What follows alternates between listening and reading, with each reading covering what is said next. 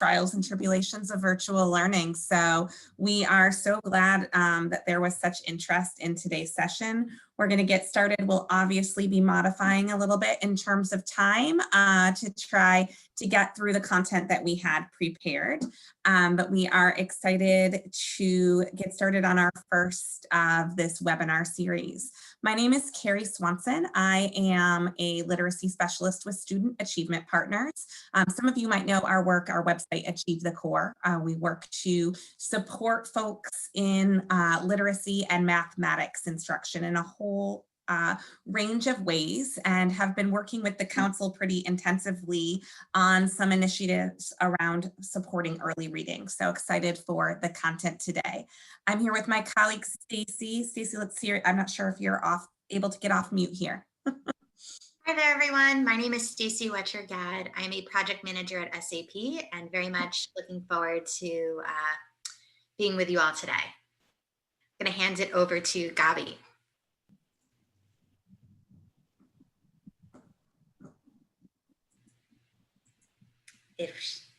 Yes, I'm here. Thank you. Actually, I think I'm going to come after Robin. Robin, you want to start us off and then?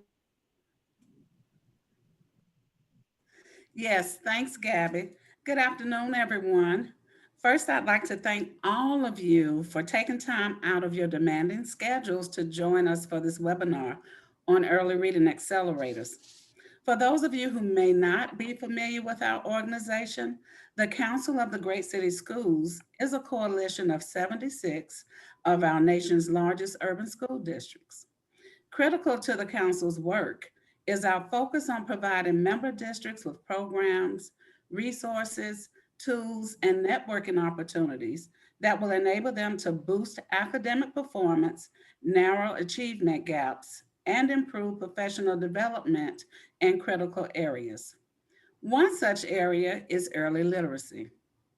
During past strategic support team visits to districts, we have observed two areas which are historically insufficient in traditional balanced literacy settings, particularly in the early grades: a systematic approach to foundational skills instruction and building student knowledge and vocabulary through the skillful use of read-alouds using complex text. Additionally, teachers generally self-reported feeling unprepared in both the knowledge and pedagogy necessary to effectively teach foundational skills. As a result of these findings, districts solicited our help in securing the professional development and resources and support needed to improve student outcomes in early literacy, including students learning English as a second language. Gabby? Yes, and similarly, in our SST reviews of English language learner programs in member districts, we have often found a lack of sufficiently nuanced approaches to early literacy instruction for students who may be hearing English for the first time at ages, 4 or 5 if they're coming in pre-K or kindergarten, or even as old as 14, 15 if they're coming in later grades as new arrivals, let's say in high school. As SAP and the Council plan the implementation of the Early Reading Accelerator project in the context of San Antonio ISD, there was both a great need and a fabulous opportunity to have the best minds and educators address often asked questions about how to teach early literacy in English to students learning English as a new language. I'm excited about this project for it is creating important empirical evidence supported by research, as well as district-centered playbook to help districts refine their literacy instruction in ways that builds on students' linguistic repertoires to accelerate literacy in English. Robin, I'll let you wrap it up. Okay, thanks, Gabby. So with the help of our funders and in collaboration with Student Achievement Partners, we are excited to offer this webinar series with the hope of creating shared buy-in and adoption of the early reading components, early reading accelerators components for future scaling in your respective districts. Thank you. Thanks, Robin and Gabby. So we are going to just go through a few things that will make our presentation hopefully engaging and clear for all of you.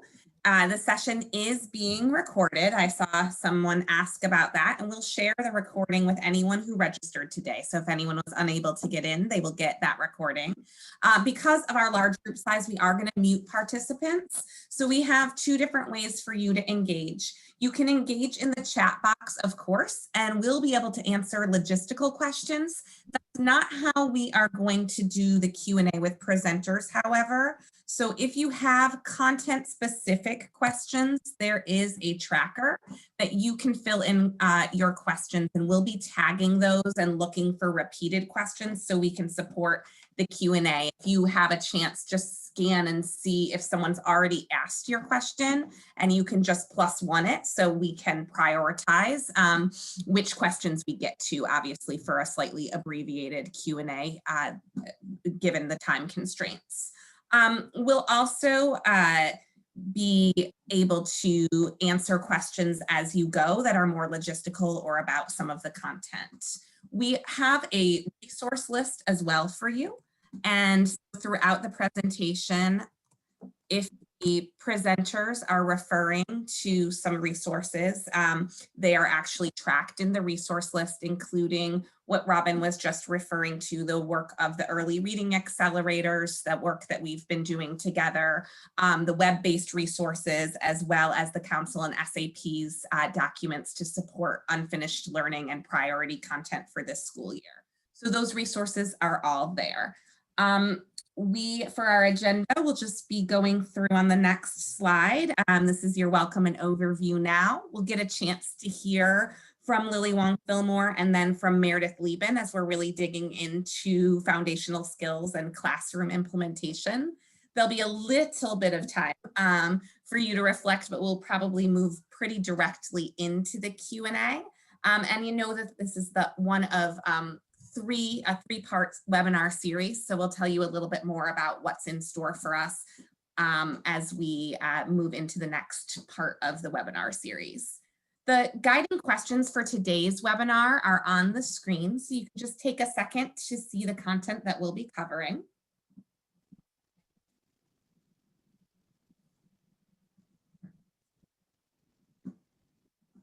And I do think for time, Stacy, we will skip the poll. So we're going to just click through the next 2 slides right here. And just a quick highlight around when we say the early reading accelerators, the content that we're really referring to and we'll be unpacking in many different ways on this series is looking at foundational skills and knowledge and vocabulary, and really thinking about how to amplify supporting kindergarten, first and second graders learning and prioritizing what matters most. If you click to the next portion here, thinking not just about the content, but how we support our students, how we use culturally relevant practices and aligned instructional materials in order to do so. So we're very excited about the 2 presenters we'll hear from today, starting with Lily Wong-Fillmore and then Meredith Lieben. So many of you, I'm sure, are very familiar with their work. Lily Wong-Fillmore is a linguist, and her research and professional endeavors have focused on language learning and development in linguistic minority children school settings. So she studied cognitive and social processes in second language learning by English language learners, the loss of family languages by immigrant and indigenous students as they acquire English in school, and language revitalization efforts in indigenous communities, and the role played by literacy in language development in school-age students. We'll hear from her first, and then we'll move to hearing from Meredith Lieben. Meredith Lieben is a reading consultant, also a staff member we're lucky enough to have with us at Student Achievement Partners. And Meredith has taught and coached in a wide range of settings across grade levels for the past 35 years. And she also recently co-authored the book Know Better, Do Better with her husband, David Lieben. I am going to turn it over to Dr. Lily Wong-Fillmore for the first part of our content presentation. Well, good morning, well, it's morning in California, afternoon for the rest of you, I suppose. I'm pleased to be here and to be talking with you about foundational skills in reading for young children. The next slide, please.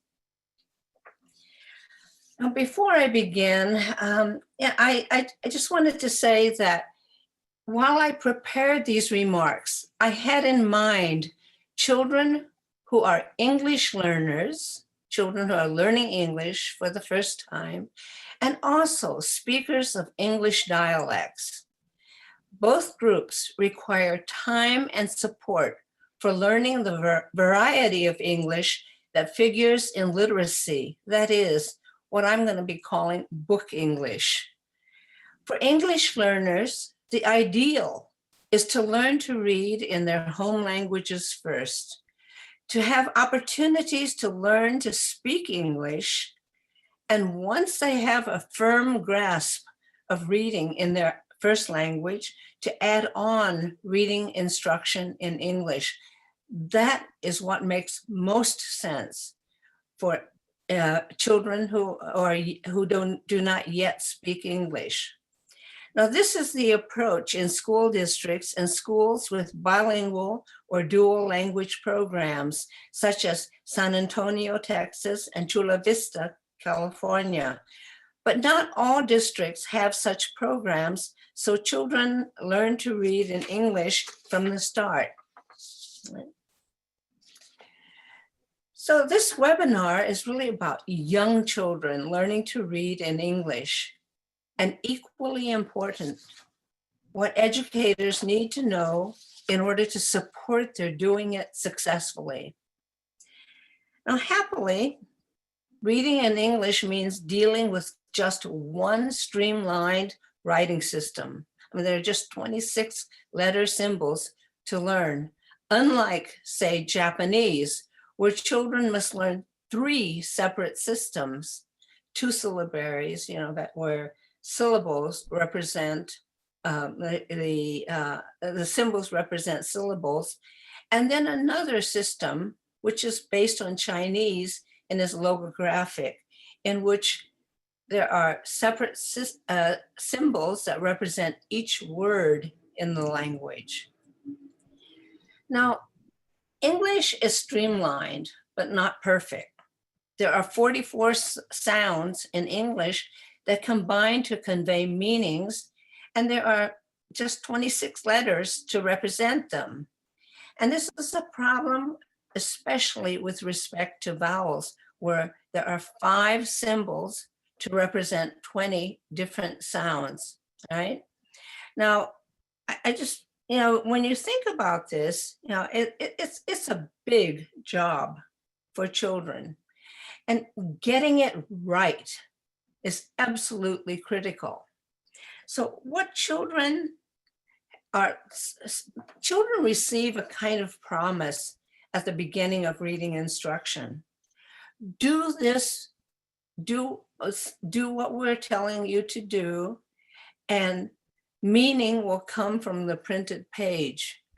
Now, what children have to learn to do that, and what they really need a lot of help doing, is how to hear sounds in words. Now, that's not as easy as it seems. And as we're going to discover, it's particularly difficult for children who are just learning the language as a second language, or children who speak dialects where those sounds are not necessarily pronounced even, all right? Now, and they've got to learn to match up those sounds that they can barely hear sometimes to symbols that sometimes imperfectly or ambiguously encode them. So the question is how to relate those decoded sounds then to these configurations of letters that represent meaning or concepts in the language. Again, a really tough job when you can barely hear what people are saying these sounds are, all right? And then you gotta work out the specific meanings a configuration of sounds has in the environment in which it appears. So what is the meaning of a word in phrasal context? And again, these vary. They can vary a lot. And finally, one has to apply what one knows or has learned about reading and to any background knowledge the reader might have on the text topic to make sense out of it all right? And this is a big, big job, all right? Next slide. Now, there are many beliefs and views on how to help children do this. Thus, there is a lot of variation in practices and a lot of variation in outcome. The problem we are dealing with in our reading in reading instruction is that there are very large percentages of children who do not learn what they must learn by grade 3. And this is the problem, all right? So hence our concern that we look at the research on reading and just look at what is absolutely necessary for all of this to happen. So the research says that there has got to be support, instructional support, in becoming aware of the sounds that make up words. And that's what phonemic awareness is all about. An absolutely necessary part of learning to read. There has got to be support in learning the set of symbols used to represent sounds in writing. And this is the alphabetic and the graphemic principles of phonics and how all of that works in reading. There must be support, active support, in learning to decode the information conveyed by written texts and how to use those symbols to encode information for communication to others in writing. What all of this assumes is knowledge of the language of reading, right? So what does it mean to know a language? Well, this is a critical question, but not one that can be answered simply. The whole question of what it means to know a language is the central focus for the study of linguistics. We study the grammatical knowledge, the unspoken knowledge that speakers of a language have by which they can communicate with one another. So what does that mean? And what does the person who knows language possess? How is it acquired? So, this little video, which would you start it, please? Will show you something of how it happened. Oh. A ver.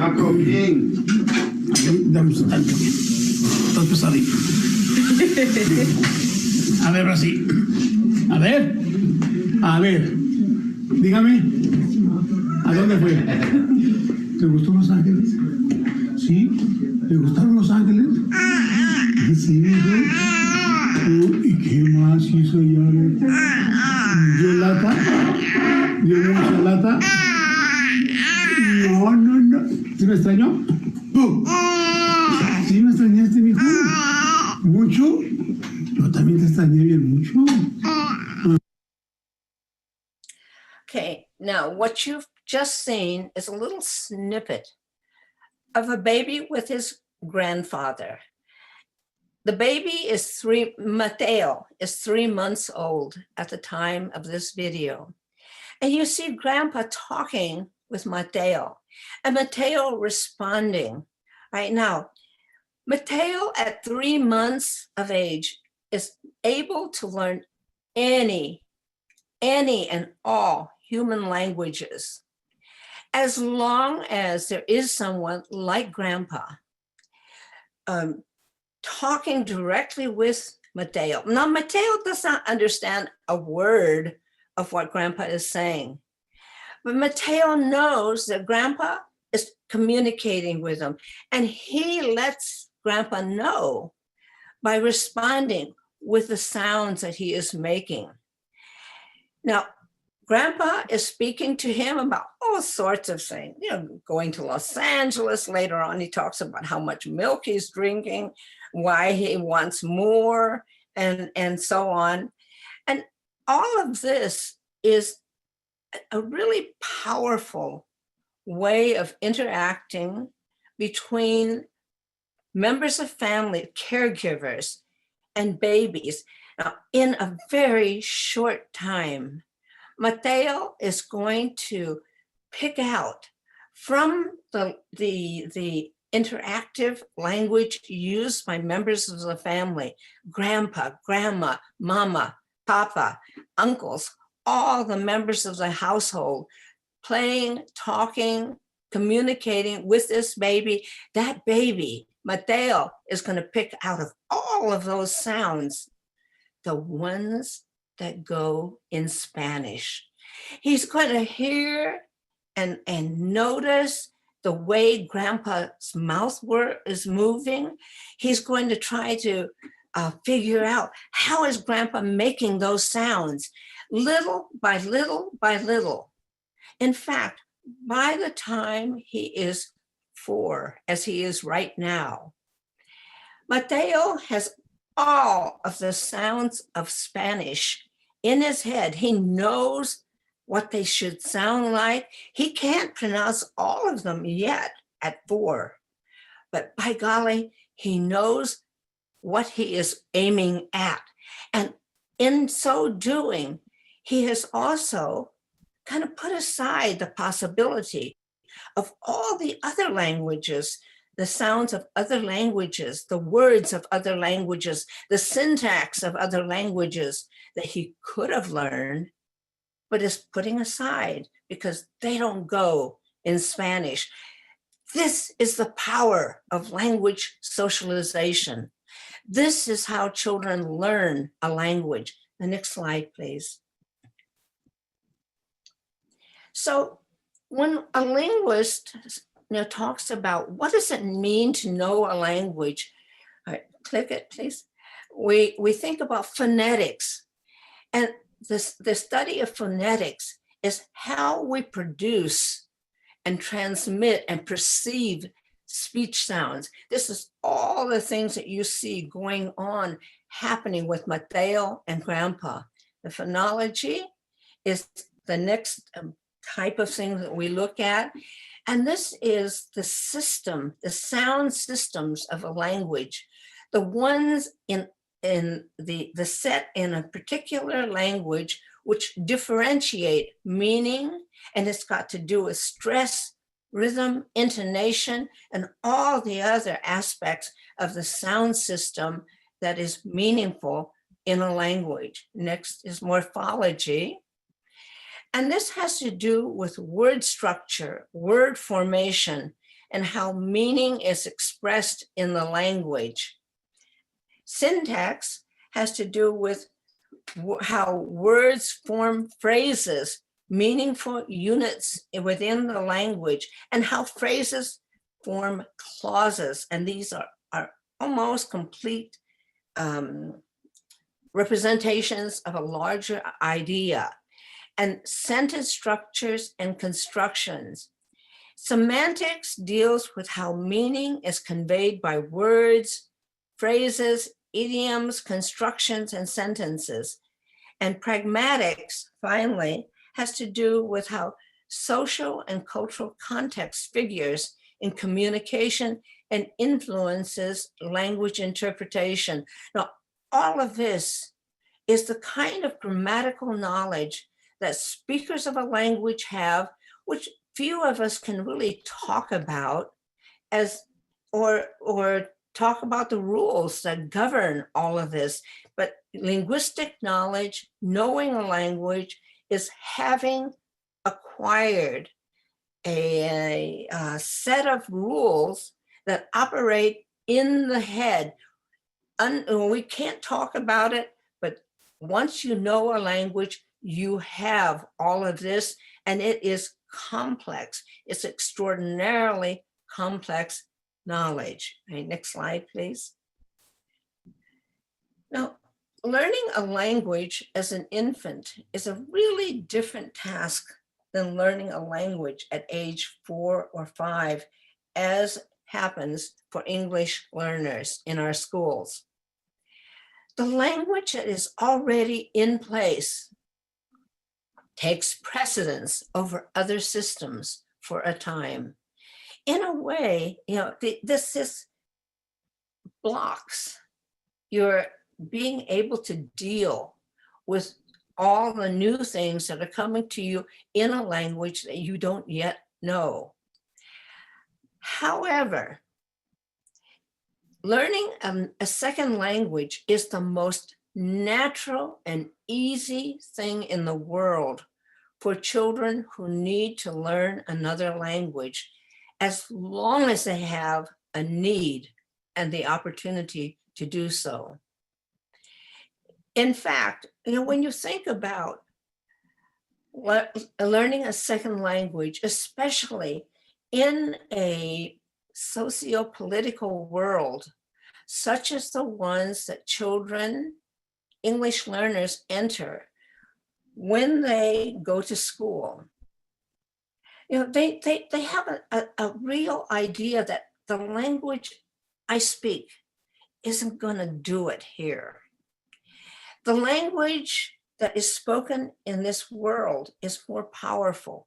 This is how the people in this school world communicate. This is what I've got to learn if I want to belong, if I want to know what's going on. So it's just too easy, in fact, to learn a new language because children are driven to be a part of the social worlds that they enter.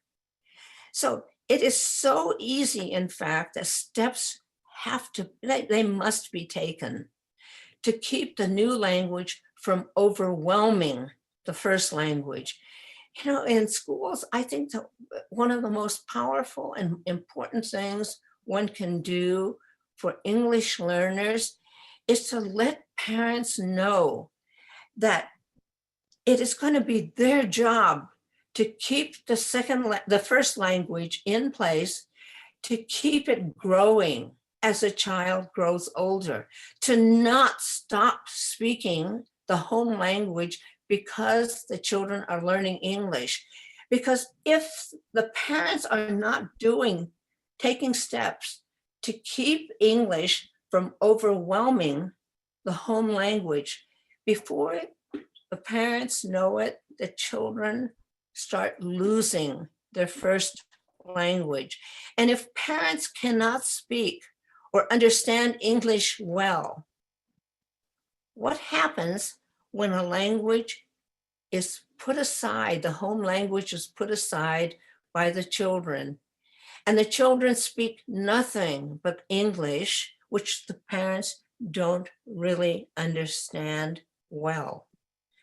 What happens is that a real block can grow between parents and children who cannot communicate easily with one another, and family relationships depend on that.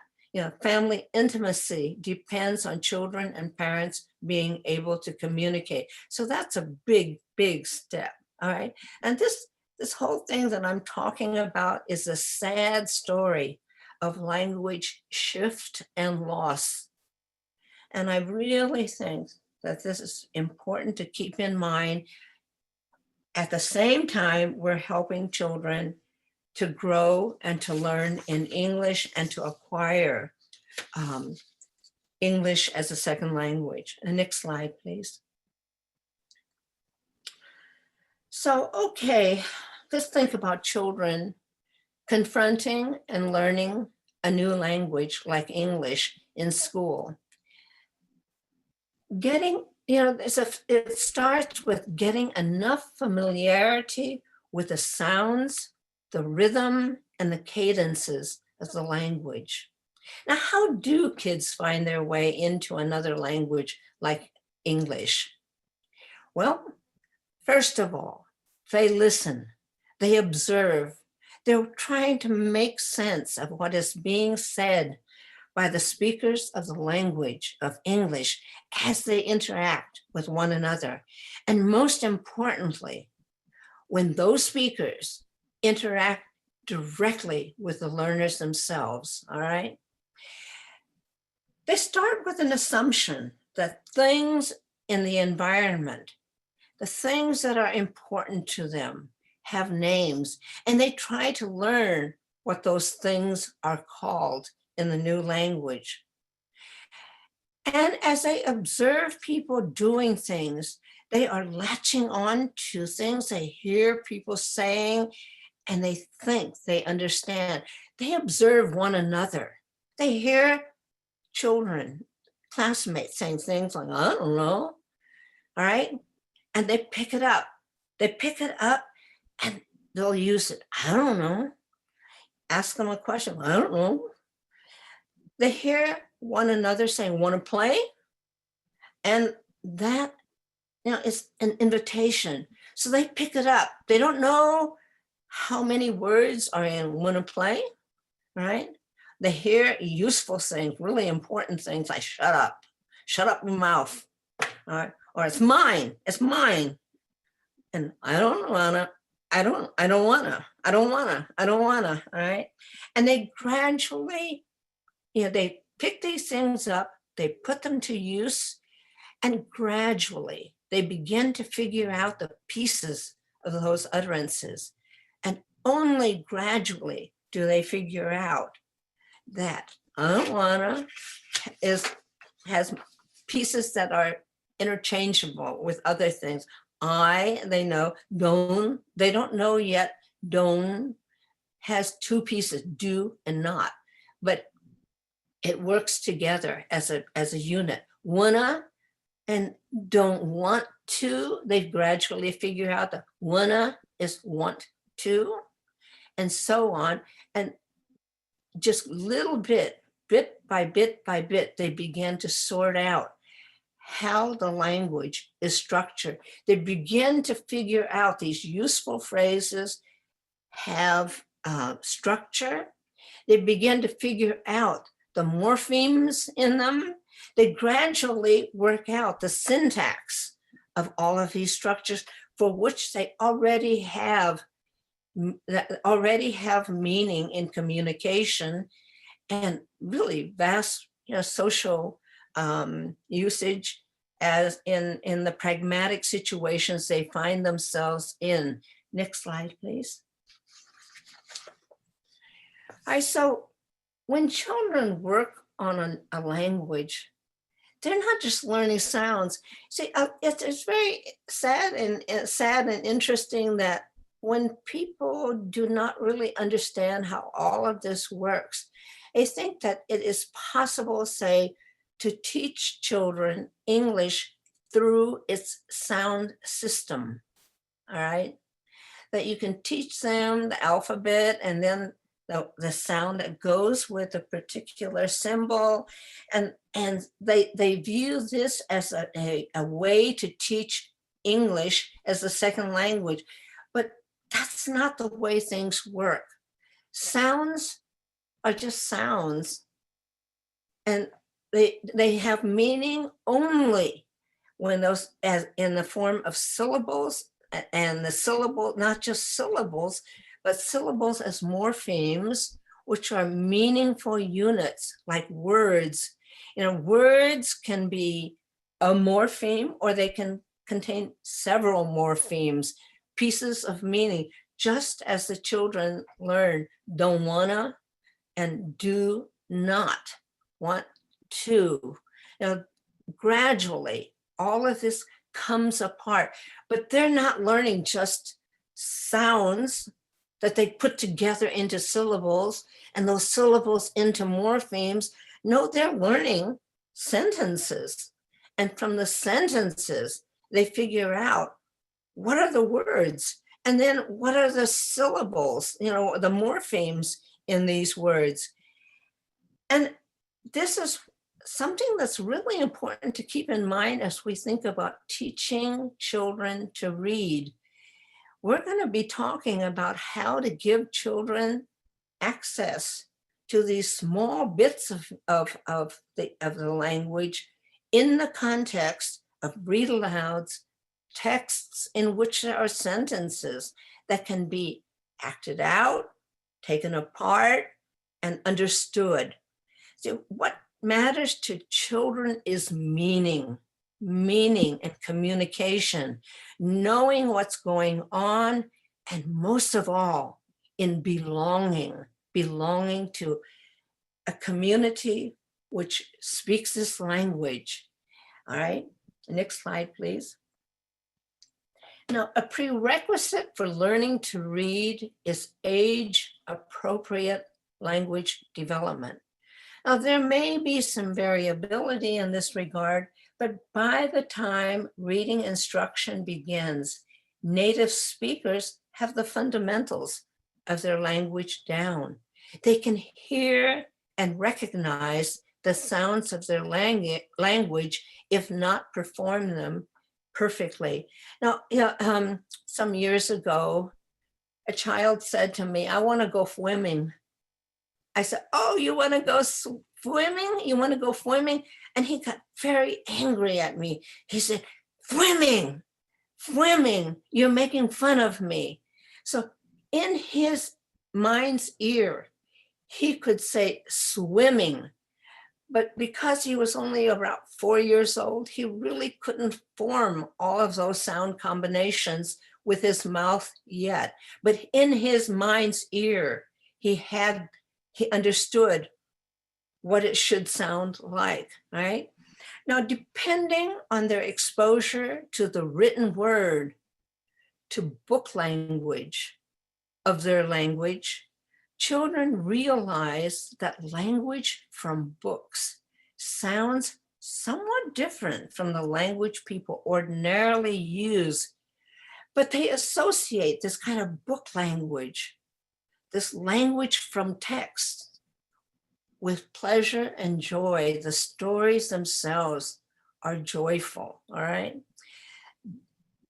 When children are at that point, then and only then are they ready to tackle the business of developing an awareness of how and where sounds in their language shows up in words and the various graphemic representations for them, and to begin learning how they go together to form the meaningful units in text. So we're going to be talking about read alouds, which are just very important. Read alouds from which you can pull sentences and words and phrases to work on, all right? But the text that we're going to be talking about, learning to read in the context of language from books. All right, next slide, please. Now, what makes learning to read in English a bigger job for English learners and for speakers of many dialects of English? Let's go back to the question of what it means to know a language. Now, no two languages are exactly the same.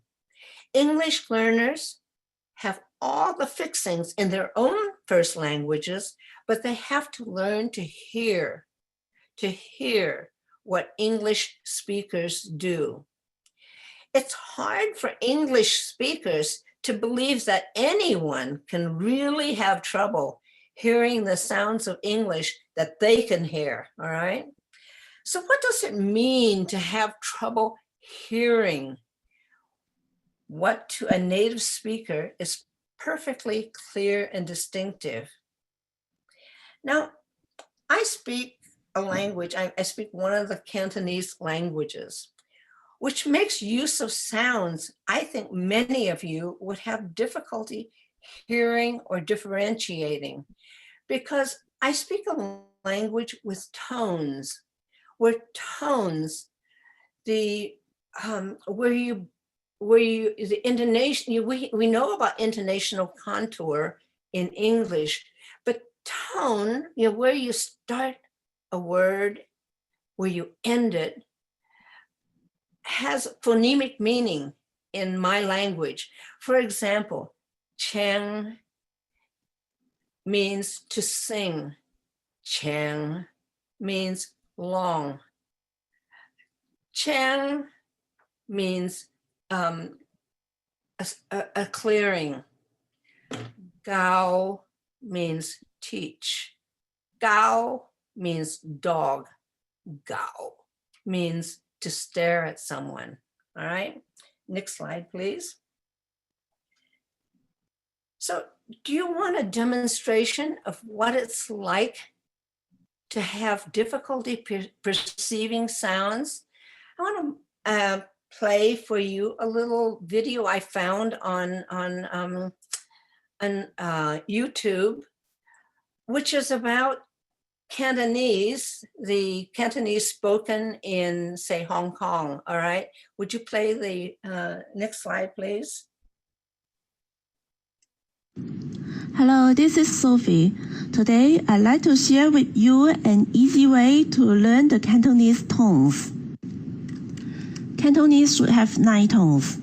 Actually, the final 3 tones are very similar to the first, to the third, and to the sixth. So we just need to learn the first 6 tones only.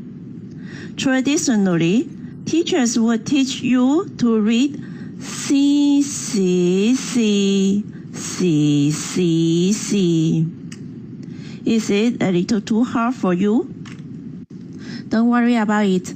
There is an easier way to learn them. Actually, these tones are the numbers 3, 9, 4, 0, 5, 2 in Cantonese. You just need to learn the 6 numbers. The Cantonese tones would be a piece of cake for you.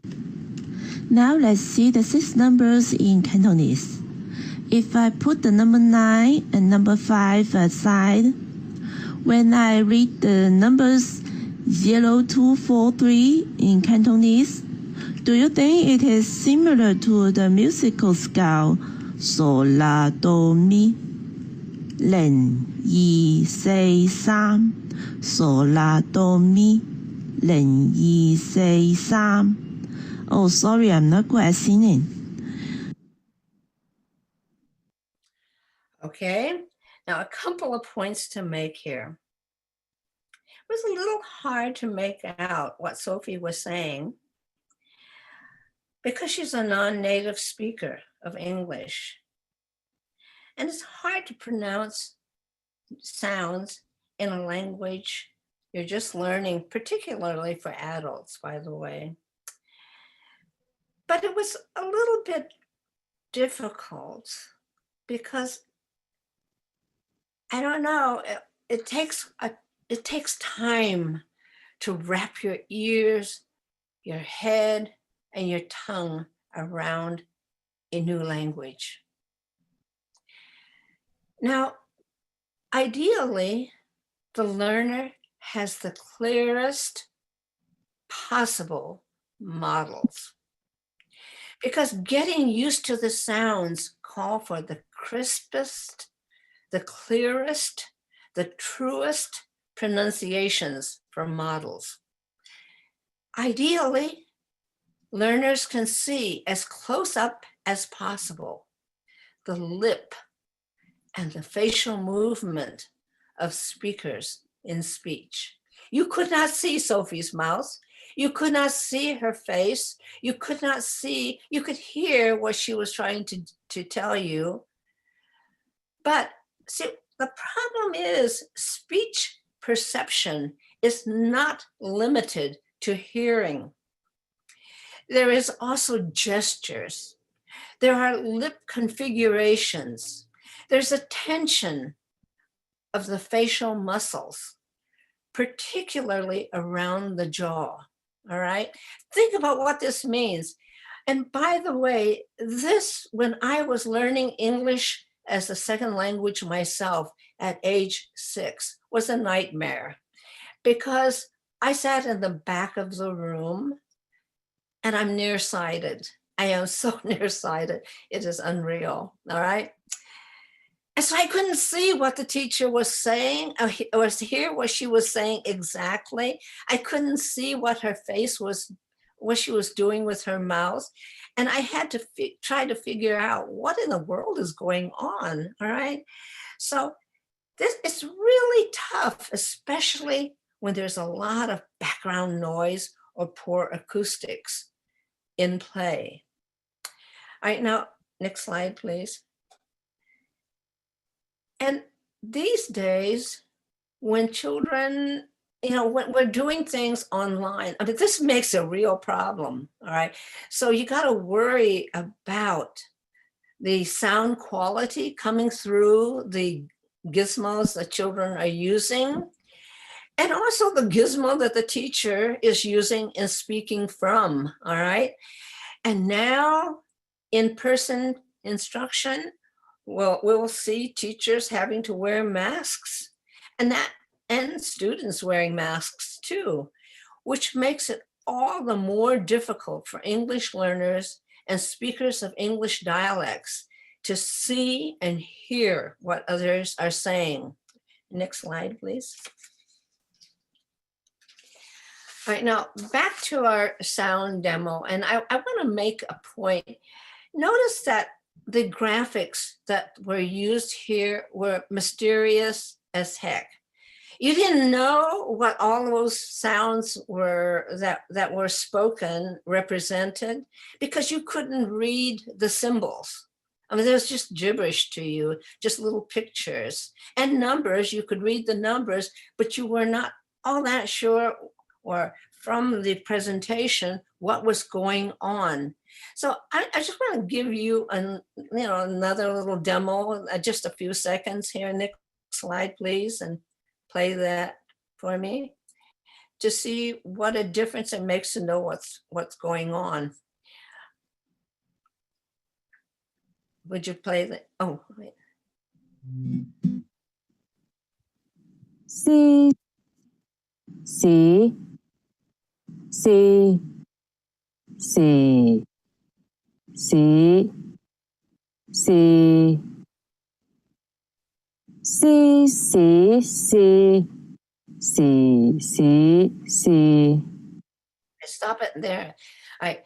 So now you know, all right, you had the meanings of those different C's in front of you, so you could see what those characters probably meant and that they had really different meanings. So it helps just a little bit, and also slowing things down, and so that you could hear separately and then connected what those tones represent.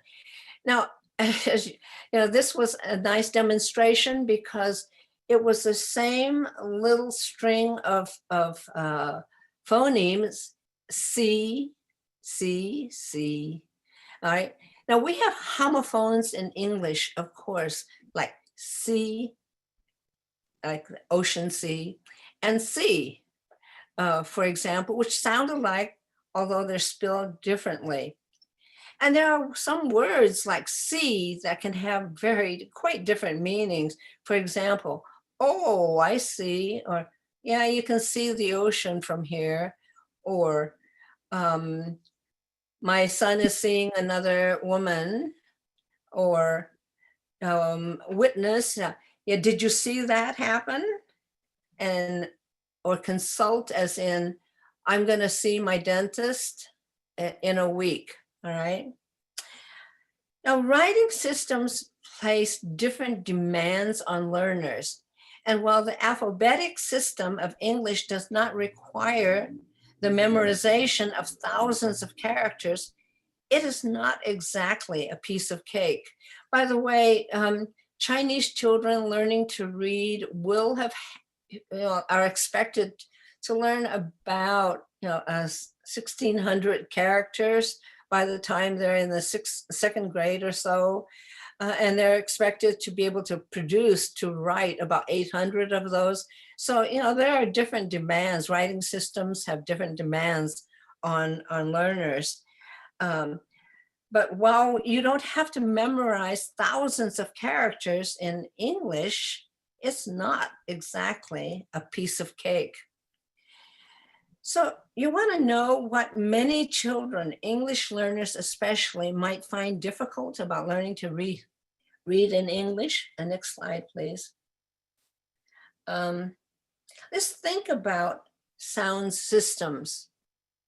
Now, this is often thought of as a difference of inventory of sounds in one language compared to another, say between Spanish and English, between Cantonese and Putonghua, which is Mandarin, Cantonese and English, and so on. Let's think of the kinds of differences that can exist between languages and even within languages. For example, there are sounds that occur in one language that are absent in another. So the sound th, or which is represented by th in English, or as in think, or the unvoiced version, which is as in the, or sh and je, don't occur in Spanish. But Spanish has, say, the trilled R, like in rincón, all right? Or the ñ, as in,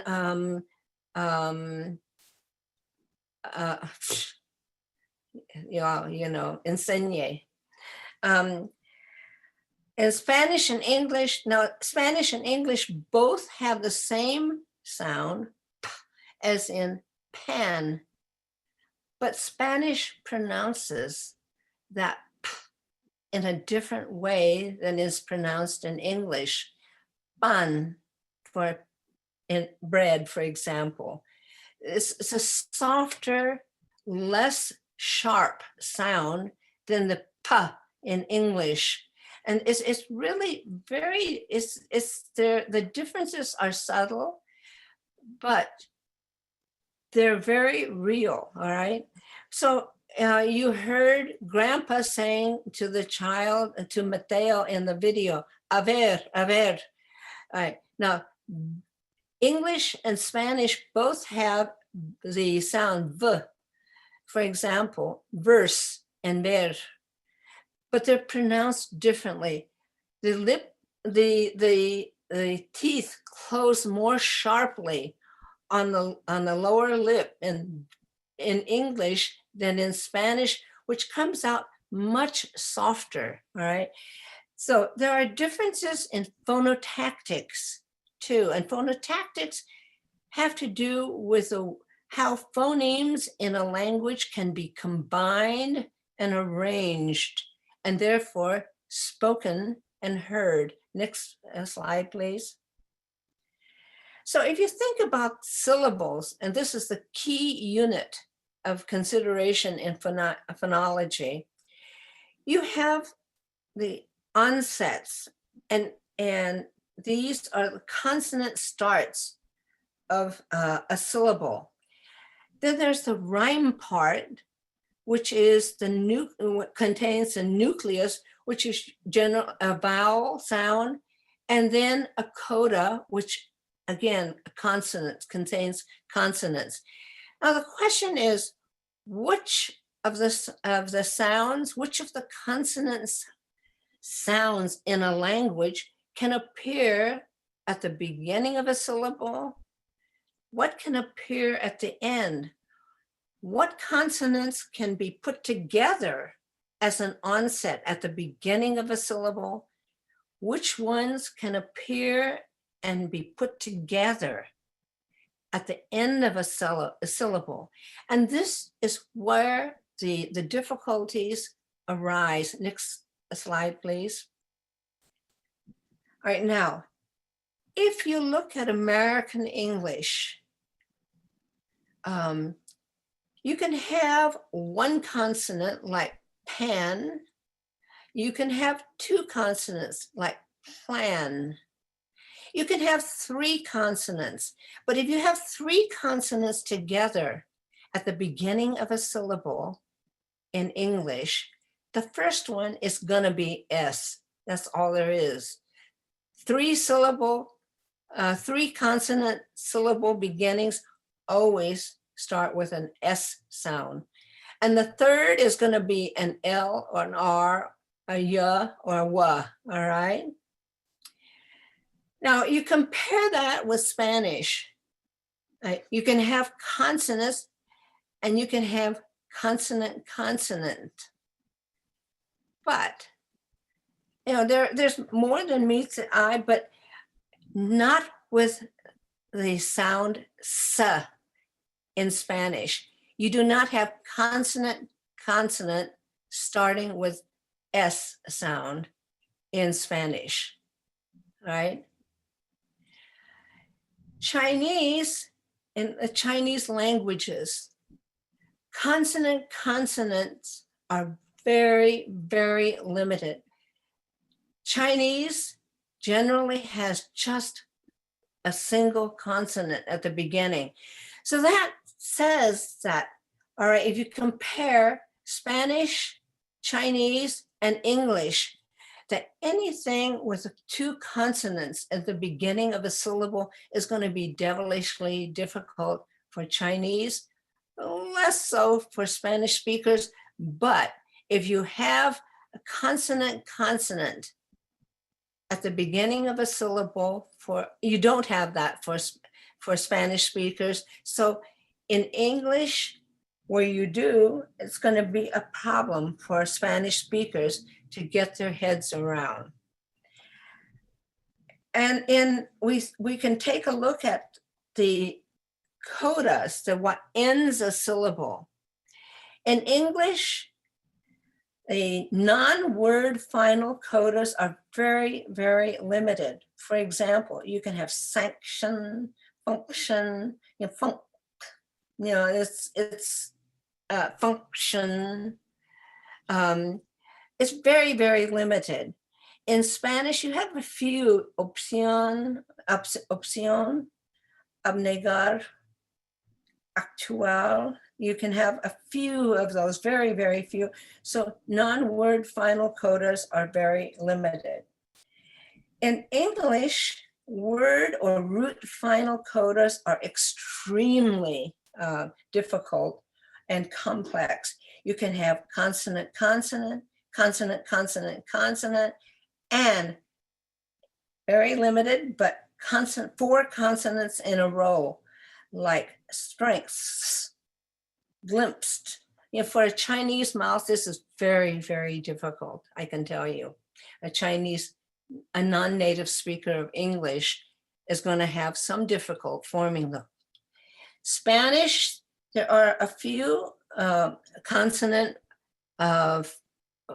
final codas, but they are very rare. Again, there are a few, like in tal, edad, you have a D sound, sopas, right, this S sound, N as in tan, and ver, but it's not the English R sound. In Chinese, there's the consonant at the end of words and ends of syllables is just very, very limited. There's pa as in up, ak, an, ang. All right. Notice that up does not sound like the P sound that you know and love in English. At the ends of syllables, Chinese speakers would not release those. Those are kind of clamped, all right? Not release. Again, way back there, not release. A little bit better. Okay. All right, next syllable. Next slide. So the big question is, what consonant and consonant clusters can be onsets and codas? In English, almost any English consonant phoneme except ing can serve as an onset, right? Consonant clusters as onsets are very, very numerous, nearly all consonants, and that can combine like L, R, W, J, and so on and so on. Consonants are very restricted. The first consonant has got to be the third must be L as in, or R as in split, string, skew, squeeze, right? Codas at the ends of syllables can be consonant or consonants, which are rare in non-word codas, but consonant, and consonants are not rare at all in word end codas. And codas at the ends of words can have these monstrosities like bursts, texts, glimpses, all right? So these are really, really difficult combinations for non-native speakers of English to hear initially. These need work. Children need to hear, to learn, to get their ears around these kinds of combinations. If in their first language, these do not appear. And trust me, there are other languages that are more complex than English in this regard, but this is one of the things that make English difficult for kids to be able to understand, or to hear and to get their ears around as possible combinations of words. All right, next slide, please. So back to the question of what kids need to be ready for reading instruction in English. It's going to take time. It's going to take special attention to building up familiarity with the language of literacy, book language. For English learners, opportunities to learn enough of the English, of the oral language, to avoid getting lost in it. Trying to teach young children a language through its writing system is an exercise in futility.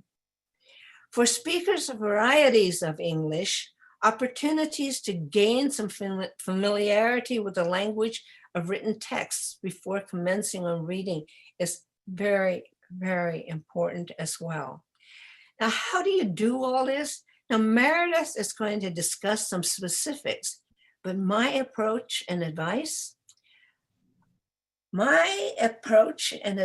is to front load tons of language-rich activities, games, artwork, music, drama, chants, poetry, read-alouds of rich books that invite participation, repetition, and so forth. Next slide, please. And it's really, so what you want to do is to work on sounds, help children learn to hear sounds and sound combinations, but not in isolation or in meaningless texts. Instead, familiarizing children with sounds and sound combinations through read-alouds, participatory chants, poems, call and response, kitty and folk songs. For example, there are so many wonderful folk songs online, on Pinterest, on Teachers Pay Teachers, on YouTubes, and so forth. Select ones that are fun, especially that are memorable to sing and to recite. Pull words from songs with sound combinations to work on. For example, this land is your land. Words such as land, island, forests, gulf, stream, waters, and so on. Smithsonian has a big collection of kid-friendly folk songs to use. Hearing, singing, and acting out interesting sounds make them impactful and memorable for children in ways that mindless drills that are disconnected from meaning do not. And once kids can hear and attend to these sounds, they are ready to match them up with graphemic representations. Thank you.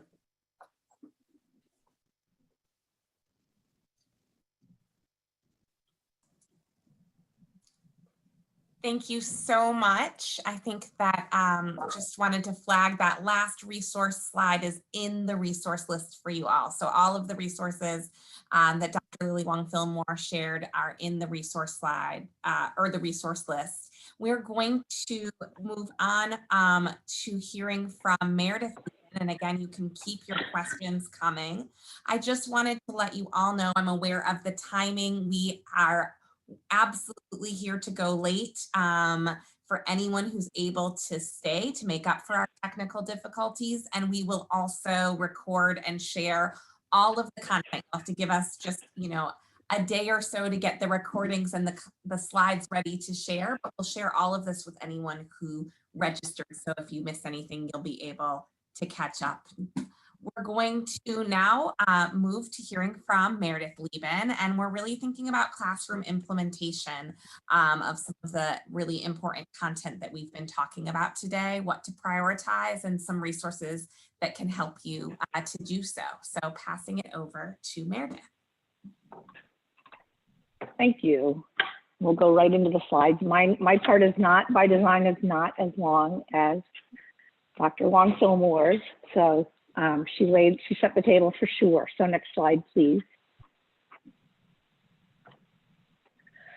So the question, of course, with all of this, and I very much designed this for our COVID moment. I will be specific about what travels home well, what works well, asynchronously when necessary, and what, of course, is best done with children together. Obviously, preferably in person, but at least through a medium like this. So I will try to indicate that at each point. So this is all about priorities for our current time, but they happen to be the early reading accelerators, which are the research-backed priorities for how children gain this mastery of language in its written form that Lily talked about so thoroughly. And of course, this is, we're talking about school-aged early learners. So we're going to talk about these three things: access to a full suite of foundational skills and what that takes, many opportunities, as Lily ended with, to grow knowledge and develop vocabulary, all those rich opportunities to help kids love language and hear it and hear that vocabulary. I was sitting there thinking about the vocabulary, the rich vocabulary in This Land Is Your Land, as Lily said, some of those geographical locations across the U.S. and types of land features. And then developing comprehension through rich interactive read aloud, essential before students can access text for themselves. So alongside and with learning to read is giving students a rich diet of book talk, book English, as Lily talked about, through rich interactive read aloud. So these, one of the things I may not say as often as I ought to is the reciprocal relationship these all have with one another. They feed each other and strengthen each other. So there's a nice symbiosis going on. Next slide. So we'll jump right into foundational skills. Phonemic awareness, Lily talked about the essential importance of that, travels home really easily. It's not hard to send home a letter or a voice memo to parents explaining the importance of it, and the practice and snappiness of it can go home easily, and we'll talk a little bit about resources to do so in just a minute. Phonics learning and practice. I would argue that for this, you need a systematic, structured program, and you need direct teaching. The challenges of the era of masks or the era of remote are real. There are some things we can do to support that.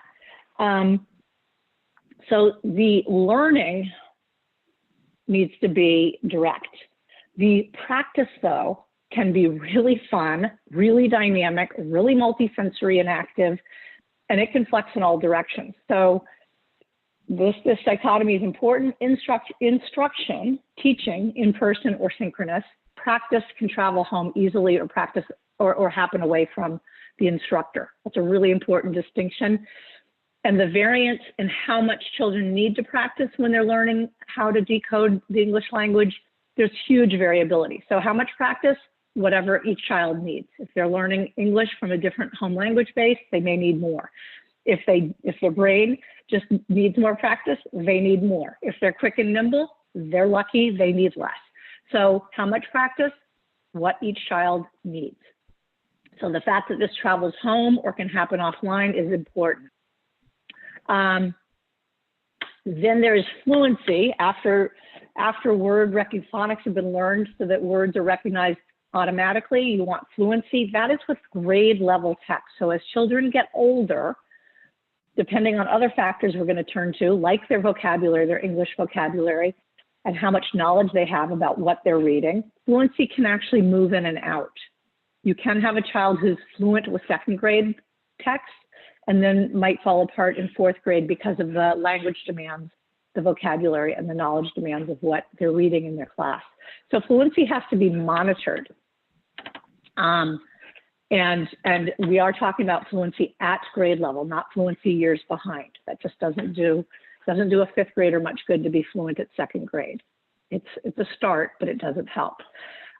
We found in all my years of teaching that parents can help regardless of their language base. Again, if they understand what their student is supposed to be doing, it's really almost like multiplication tables and reading fluency are the two things that I think travel home easily in my experience, where parents can monitor, even if they don't understand the language themselves, they can monitor student practice and sign off on that.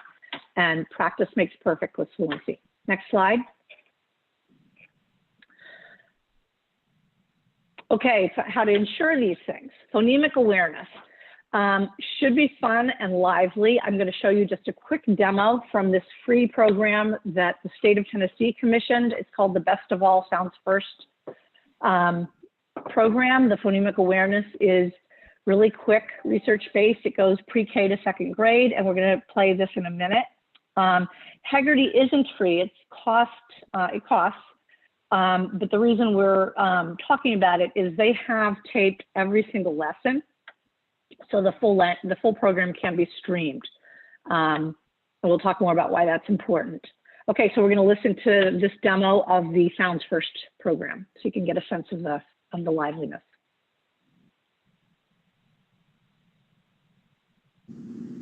Hi, kids. So today we are going to play one of my favorite games. It is called a call and response game. Now, a call and response game is when I do something with my body or I say something, and then when I'm finished, you all copy me, okay? So, if I do something like this, ha, ha, ha, what do you think you're going to do? Exactly. Now, what if I go, hoo, hoo, hoo? Exactly. Today's call and response game is called Cut Off the Sound. Now, whenever you see me do this, or you hear me say, repeat after me, that's when you know that it's your turn to copy me, okay? All right, everybody ready? Get your bodies ready. Lots of energy, lots of good listening, and here we go. Be careful, don't fall. Repeat after me. Good. Be careful, don't fall. Fall is the word on the curve. Fall. Good. Now, cut off the all. Repeat after me. Good. Cut off the all. All is the new word on the curve. That was great. Do you all see how you cut off the sound to make a new word? Yeah? That was excellent. Great job, everybody. So with the wonders of technology, that wasn't perfectly synced up, but I hope everybody got the idea. So kids are using their bodies. They're actually extending the sound so they can hear them.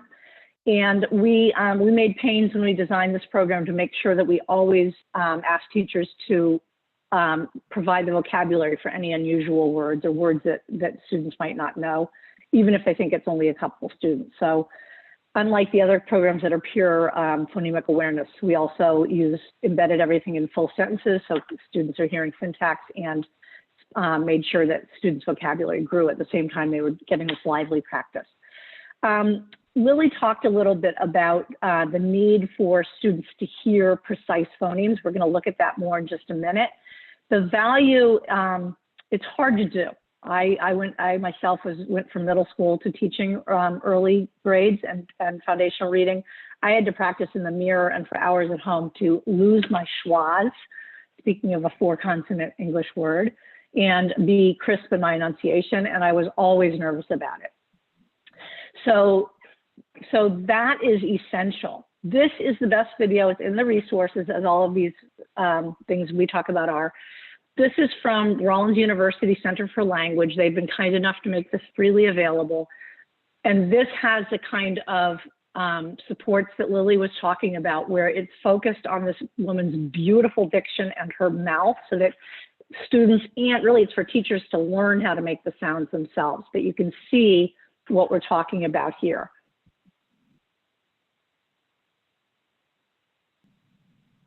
Oops. An example of this is the sound p. Sometimes when teachers are trying to emphasize or isolate a phoneme, they say p. Instead, focus on producing just the phoneme itself. P. We'll start with the consonant phonemes. You'll see the associated letter or letter combination, also known as a grapheme, on the screen as I say the sound. Ready? Here we go. As in banana. D as in dinosaur. F as in fish. G as in guitar. H as in hand. J as in jelly. K as in car. U as in leaf. M as in Monday. N as in nail. Ng as in the end of the word sing. So that is embedded in the resources, as I said, and you can see how precise and how important mouth shape is. So really good foundational skills programs will provide that modeling. They will tell teachers to show students where and talk about where their tongue is, what's happening with their lips. They will actually help kids with the physicality of making sounds. And that is essential. And that is why we believe a program really needs to be provided. This is not something that teachers should be expected to scrape together Sunday nights on Pinterest boards. It needs to be systematic, it needs to be structured, and those practice opportunities have to be provided so every child gets what he or she needs. Assessment. I have quite a bit of ambiguity about assessment in general, but not with foundational skills. You want to assess weekly if you possibly can.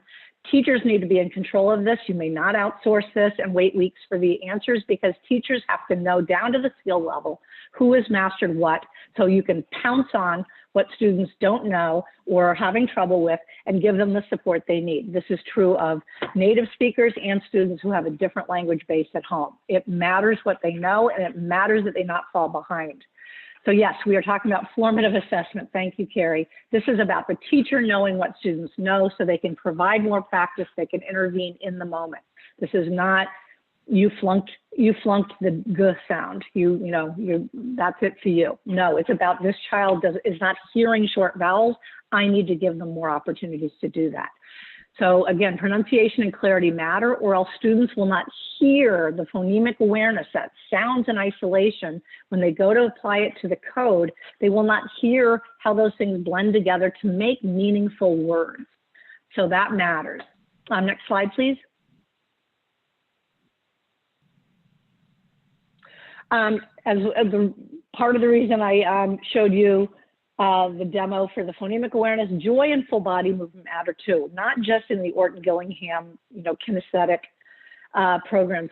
Get kids up, let them play, let them move around, whether they're in their living rooms and you're on screen, or in your classrooms if you're lucky enough. Let them move, let them feel the letters, let their body feel. And there's a video that we couldn't get to load because it's from a Malaysian actually blogger, and it is in happier times than right now. It's a video of a little boy in Lagos saying and dancing the letters of the alphabet, sounds that the letters make. And it is, go to it from the resource. It'll make you happy for the day, if nothing else, which we could all use, but it shows the joy of learning the code. It is innately satisfying. So that would have been here, but it's not. So we can go on to the next slide. Okay, now we're on reading fluency. I already said it should be a focus. It should be a focus of the early grades, especially second grade, where the density of phonic patterns in any good program are getting smaller. And I am talking here, and I should have said this at the beginning, I'm assuming monolingual classes that might have non-native students in them. I am not talking about dual language approaches or biliteracy. I'm talking about monolingual English classes and meeting the needs of all the students enrolled in them here when I talk about second grade and fluency in English. And again, whatever grade you're in, if you're not fluent, you need to be. So fluency is accurately reading with appropriate speed. That means your speed matches the text complexity and the demands. Being an auctioneer is not a full employment opportunity for our children. They need to learn to read complex text slower so they can parse it and really think, and then expressiveness. So accuracy, appropriate speed, appropriate rate, and expressiveness. Those are the ingredients of fluency. I already said the third bullet. Again, fluency can be useful, it can be fun. Second graders love readers. Theater is great. They love performance. They love weekly chances to say, poetry, drama, memorizing parts. Think about public speaking for older students who aren't fluent. We have standards around public speaking and confident public speakers. What do you do before you speak in public? You practice. And then here too, I already talked about families can help with fluency. It's very easy to explain why it's valuable, and it travels home easily, the practicing of fluency. And there are resources for that, I believe, in the resources. Okay, this slide is perfect. So we are moving on now out of foundational skills into knowledge and vocabulary. Lily already talked about at the end all the rich and important ways to do this. I want to talk about the reciprocal relationship between knowledge and vocabulary. They really, really grow together. And there's two basic types of vocabulary and knowledge. There's breadth. There's just growing your general vocabulary so you know more words. And there's breadth of knowledge, reading about what interests you or about what the class is studying. And that is achieved both cases through a volume of reading or a volume of being read to, lots and lots and lots. We talk about text sets, lingering on a topic. We'll look at that in a minute. These opportunities should be coherent and connected to the core content. And that's because knowledge builds on itself, and we'll look at that quickly in a minute. Then there is depth. There's depth and focus of knowledge building and vocabulary. Those can really best be done through read alouds when the teacher is there coaching and explaining and the class gets to discuss and really linger and think and talk at the sentence level and look at a word and play with the word and look at cognates and think about other language bases that children are bringing into the classroom, what that word is in their languages. That's depth, and that really needs to be instructed. So we'll look at all these one at a time. Next slide, please. Okay, here's breadth of vocabulary and knowledge. They are interwoven. It's really hard to know things without knowing the words that name those concepts. We talk about text sets, and we share these resources, and we'll give you some models. The reason it's powerful is there have been a few different studies where it looks like 4 times more words are learned when the content is stable and coherent. And it doesn't matter what you're learning about, these should be culturally relevant topics. They should be meaningful to the children. They should expand their sense of the world. They should reinforce that they matter in the world. So the topics don't matter as much as actually studying them for a minute, not scattering around like a water bug, jumping from topic to topic. That does not yield this growth. And it actually privileges children that already have large English vocabulary. And it cuts off at the needs kids who don't. You need to linger on a topic so that you have confidence about the topic itself, and then you're free to pay attention to the words that are being used to describe it. And children love to learn about the world, themselves, and others. It's pretty much hardwired. We sometimes don't encourage this in school as much as we ought to. Next slide. And this is an example of a text set on frogs. And the San Antonio people on the call might remember this from their study. But if you look, there are books that just talk about the life cycle of a frog, the fascinating tadpole into a frog, shrinking tail, growing legs, habitat, the life cycle and behaviors of a frog, what's inside a frog, how a frog's body supports itself. And you can grow knowledge if you look at the next slide.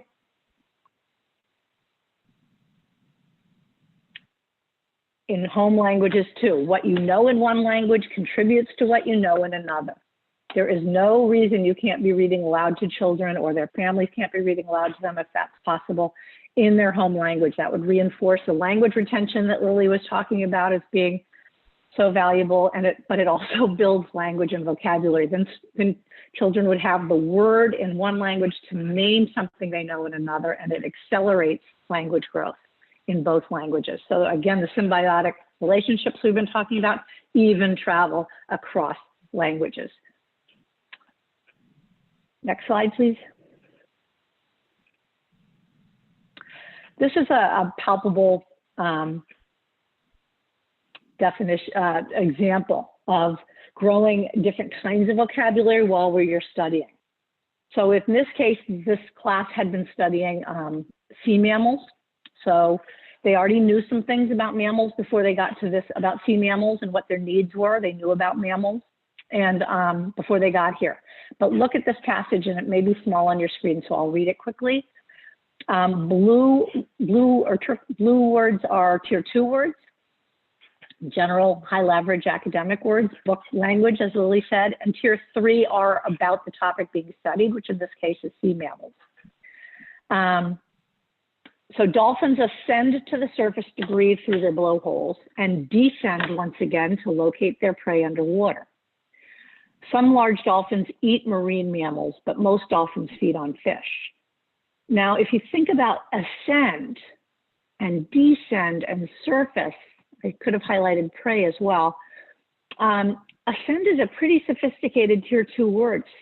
But children know, because they've been studying sea mammals, they know they have to go up to breathe. They know this. They don't have gills. They have to go up to breathe with their lungs.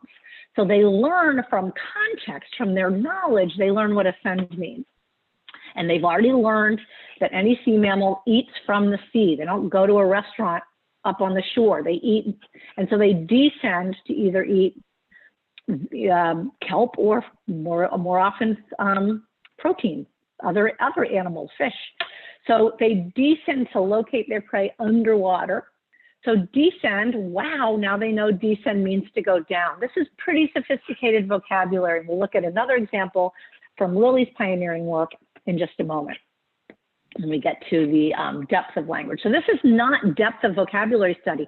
This is wide reading in a text set about sea mammals, which kids pretty much love. They love learning about animals.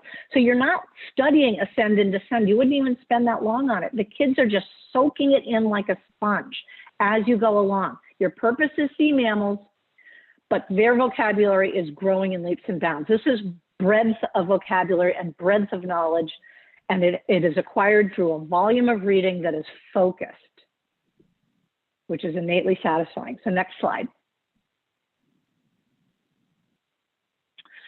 So now we're going to go to depth.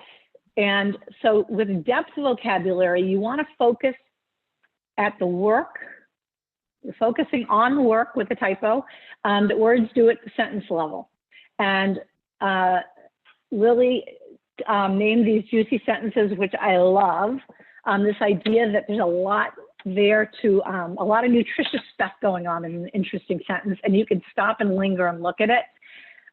Something I've really recently pioneered for older students is, I didn't pioneer it, I've just named it, weighty words, actually lingering on a one word to do foundational skills, sort of repair work, if you will, but also looking at morphology, looking at affixes, looking at common endings, and getting full advantage of a word. So we'll look at both of these, again, going back to our what travels home easily, what doesn't. These need this kind of close instruction, this kind of focused instruction needs to be in person or synchronous. This is a good use of a Zoom call or good use of a full class group or small group work. So we'll just look really quickly at some of these playing out in the classroom. So these are juicy sentences. As I said, all credit to my co-presenter. This is the butterfly. We have these resources again in the resource. Here was the sentence on the left. The most awe-inspiring event in a butterfly's life is its metamorphosis as it transforms from egg to caterpillar to chrysalis, comma, emerging as a creature of delicacy and grace, filling our skies with color. That's from Lear's source. And the students' understanding is over here. This was dictated writing with kindergartners who were not native language speakers, and they were getting this kind of meaning because they had lingered and they had played with that sentence and they discussed it and they'd looked at pictures, and they actually got to spend some time not on studying lists of words on a word wall, but on studying the butterfly and the life cycle of a butterfly. So think about that rich knowledge. Here it is actually being used also to focus in. So beautiful, beautiful chance to do the best work possible with children. And the learning just leaps out of the classroom into everybody's focus. So next one. This is not as lovely, but you'll hopefully get the power of it. I actually did this with a 7th grader who lives in my small town, who did not, when I asked him to read the word introduction, because we had just met one another, I was trying to help his parents out with what to do. He did not know how to decode the word introduction in 7th grade. But this could happen at any age. It could happen for young students too. So first you would stretch it to hear all the phonemes. You would have to say it very pulled and stretched out like phoneme, because this is pure phonemic awareness.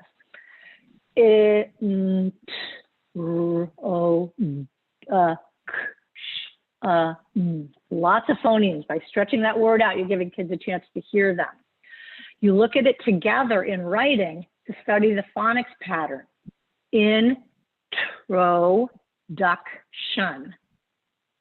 Say it so students can hear the syllabication patterns and show them how that helps them sound it out with the classic slash marks. Introduction. They don't need to have the syllable patterns memorized, nor do you. In is a word most kids, even if they are behind in reading, can decode. And then the tro, you can point out the O says its name because it's hanging out there by itself. Duck, another CVC pattern. And then shun, you can take it to the bank, as I said below. Shun, T-I-O-N is always pronounced shun in English. That's a high value thing for kids to learn. They can go home and do all kinds of fancy words. And then you show them how other words grow from verbs into nouns by adding that ending. Construct turns to construction. Inspire turns to inspiration. So all of a sudden you're doing vocabulary work. I would also stop and make sure kids knew what these words mean, which is what number 4 and 5 are about. So now you're moving into morphology with this word. Intro comes from inter, which means in through. Duck comes from ducere, Latin, to lead. So introduce means literally to lead someone in through something. So it's exposing them or introducing them to something. Then you can play with affixes. You can show that re means again, which kids know. Retire, retread, whatever. Reintroducing means you expose someone to something again. We often, at my age, don't remember what we've seen or learned before. We might need to be reintroduced to common truth. So this is designed as an older student intervention in a way that students could tolerate, but you can see that little kids would like the power of this as well. And it sort of grows logically out of the juicy sentence to do a weighty word of the day too. Okay, next slide. Okay, so that was our crash course through knowledge and vocabulary for now. And now we're going to talk a little bit about all that richness of developing comprehension itself through rich interactive read alouds. I like to say there's not a statute of limitations on reading aloud to people. I like to be read aloud to this day. Back when we all used to commute, a lot of people had switched over to hearing books read aloud, and they would tell you that was the book they were reading, and it is the book they're reading. Hearing something read aloud is hearing and thinking and doing all the comprehension work you do when you're parsing for yourself. But guess what? You can do it so much beyond your own language base or your own decoding ability. Kindergartners can absolutely revel in something as complex as James and the Giant Peach or Mufaro's Beautiful Daughters, or any number of things. The stories Julian tells, Charlotte's Web, my personal favorite. And then think about the knowledge they're learning about farm life, about folk tales from different traditions. It brings every student into the conversation. The complexity and the figuring out and the rich word choices, all of these things children are exposed to. The other thing that's really important is it shows children that texts are meaningful, and if they stick with it through a standard of coherence, if they demand meaning from text, that text will yield meaning for them. And that is what people need to be really great readers. They need to expect text to make sense, and they need to hang in there with it until it does. But it's not all hard work and no play, because read aloud is pretty universally joyous. And yes, we are talking about picture books and chapter books, the whole spectrum of rich, beautiful things worth reading, worth kids' time. And this, again, this is instructed, this is with children. And to build that language base, they should get a lot of chance to talk about it themselves. It shouldn't just be what the teachers love about the book and the teacher yapping. This should be the kids arguing and talking and discussing and picking their favorite sentence in the book and who their favorite character is and being forced to describe it and then argue with each other because that's not my favorite character. We want a talkative, lively classroom. And this is so important at any age, but especially while students are still learning the decoding, because Lily did talk about the fact that everything should be meaningful. Phonics is meaningful as long as it's always tied to the point. You're learning these patterns, you're learning the sounds inside words so you can learn to read. And then you don't need me to do read aloud, although we might still do it for fun and joy. You can do this for yourself. That's the point of learning the sounds and symbols of English. And we are getting close to the end. I really appreciate everybody who's still hanging in. Next slide. There are resources. We have developed these read aloud projects that demonstrate this kind of rich interactive read aloud. They're basically designed to last for a week. Many of them have knowledge building, volume of reading that go with them. So that's another resource on your resource list. So we are really trying to give you practical carry home resources in this webinar, since we know your realities are really challenging right now. And next slide. So I just want to talk a little bit about the ways these develop comprehension for students not reading on their own yet. And I probably did a lot of this, but this is the sort of home and back slide. So we do give you rich interactive read aloud resources. Again, if the teacher's not available or not comfortable or just not there because of COVID, these can be crowdsourced. Some publishers have read aloud all their collections, or they've gotten their teachers at districts to do them. Some of you may have been involved in this. They can be located on streaming media or the internet itself, so they can be delivered to students remotely or asynchronously or in person. I would argue that kids love to hear stories from people they know, but if that's not possible, there are many beautiful recordings available to students while they can see. And rereading those texts, which is part of a rich experience, and listening can be done anywhere. These can be, I know teachers that do a voice memo while they're first reading aloud so that kids who aren't there have the teacher's voice reading, and that can get sent home by phone even. So really low tech ways to do this, but discussion, as we already said, has to be in person or synchronous. And again, students must have the opportunity to talk and interact with their peers. That's what makes a society of learners in every classroom. Terribly important. Next slide. We are done. We're just going to hear more about these resources. Thank you, Meredith, so much. What my head is full. I think everyone on the line is probably swimming in amazing ideas, suggestions, and resources. This is in your resource list, but wanted to just highlight that we have had just the absolute pleasure of getting to do work with the Council and Student Achievement Partners and San Antonio ISD, who will be talking to us in this webinar series at the second webinar, really focusing on the early reading accelerators, and have gotten to build out resources through our website in order to share and scale with all of you. So in a time when online learning just, you know, folks are just tuned in by the droves, as evident by you all hanging in there at 2 o'clock on this afternoon, or whatever time it is in your in your time zone.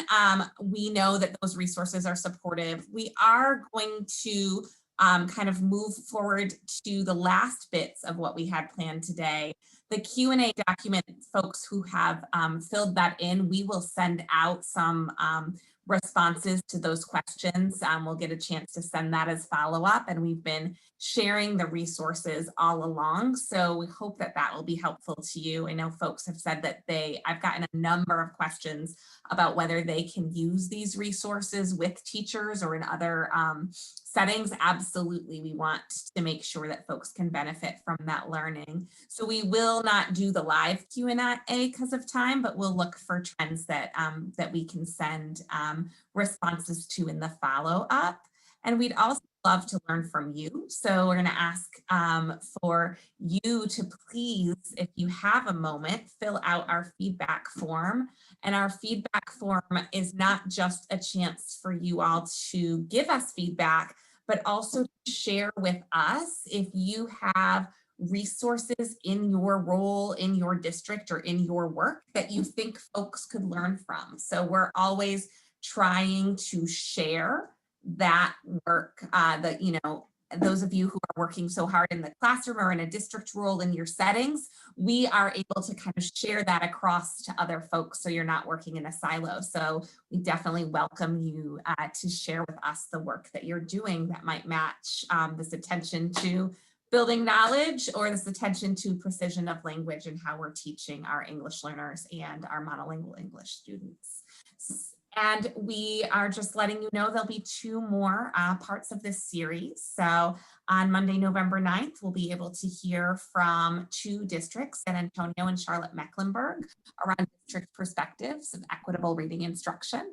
And in December, we'll be looking at considerations for instruction from educator voices. So that information will be shared through SAP and through the council's channels, like we shared information about this webinar as well. So thank you all so very, very much for your time and engagement this afternoon. And a huge thank you to Meredith and Meredith Lieben and Dr. Lily Wong Fillmore. Thank you.